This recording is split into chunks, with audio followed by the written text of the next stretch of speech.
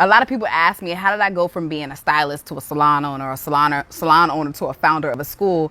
And I know sometimes maybe from the outside looking in, it may look like it was so easy and I did it with such grace. But the reality is, at every transition, I was so fearful. I was so terrified because there were things in me that I was unaware of. And so I disqualified myself. I didn't think that I was prepared enough. I didn't think I was educated enough. And I just really didn't think that I was qualified enough to step into these places. But what happened was, as I did hair for 20 years and then I was a salon owner for 13 years, I really started to get to a place of frustration because I was really outgrowing the space I was in.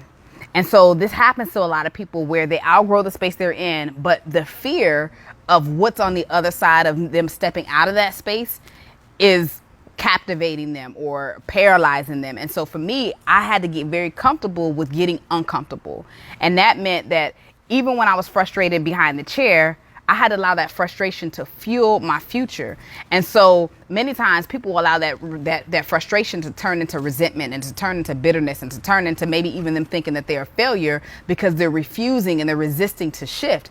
In the shift, you don't necessarily know what's on the other side. And so I literally had to let go of things that were very familiar, very comfortable, very even secure, even though I knew that I no longer fit there, to grasp onto something that I had no clue really of what it was going to be. And so I've been in those places at every transition of my life. And I realized that it's not for you to know, it's for you to trust.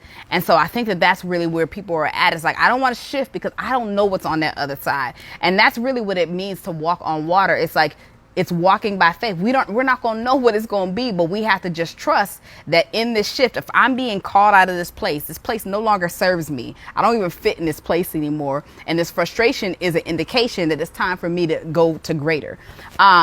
So that just means that we have to get comfortable with shifting. And I had to get comfortable with shifting, even though it was uncomfortable. So if you're looking to become successful in your life, it's not going to be in that same place that you've already accomplished, you've already conquered. It's going to come with you stepping out and employing courage to get to that next level of success or whatever it is. It could be a relationship that you're in that is stagnating you. It could be a mindset that you're holding on to that's stagnating you. And so you have to shift. You have to be able to allow whatever's in you to come out of you. And that only comes out through pressure.